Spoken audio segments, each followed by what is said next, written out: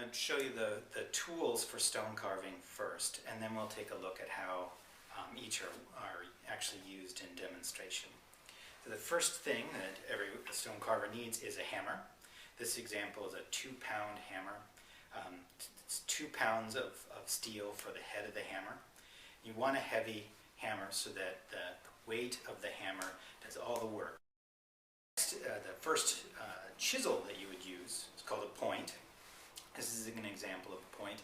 It has a sharpened point at one end, and this is for rough work, for roughing out the general shape of your piece.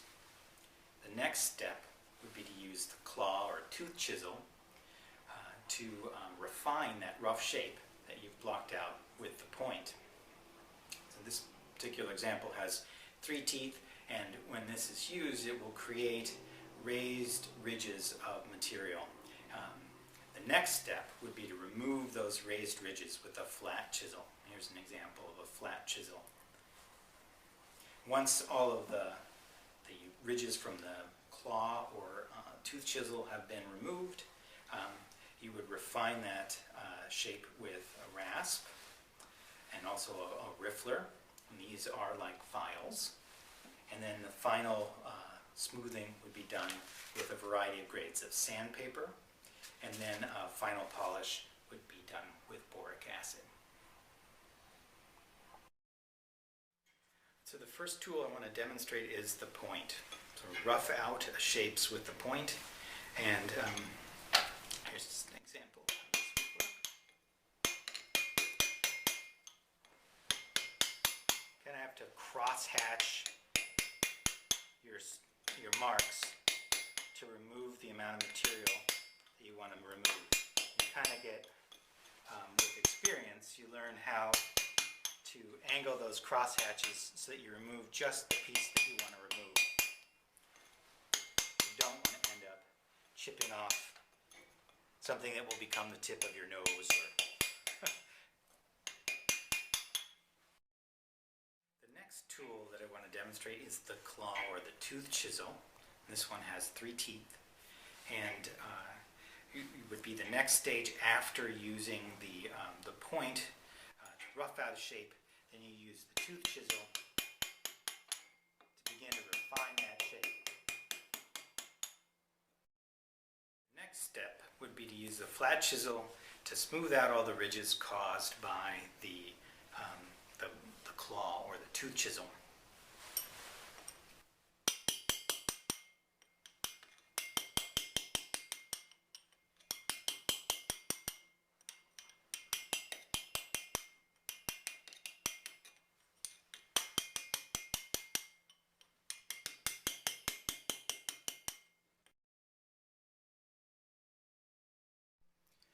The next step would be then to remove all the marks made by the flat chisel with a rasp.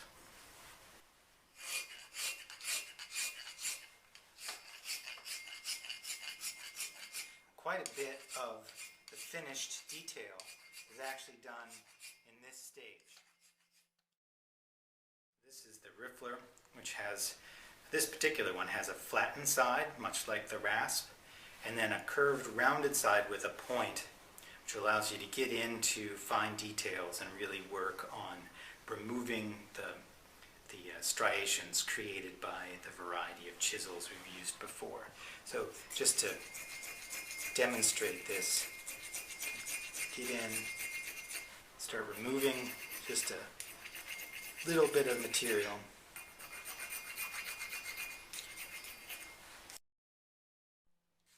After filing, when filing is complete, the next stage would be to remove the tool marks from the files with a variety of grades of sandpaper. And just like you would sand wood or another material, sand the paper, sand the area with paper, and the final polishing stage, if you wanted a high polish, would be to use wet dry paper like this with a paste made from boric acid.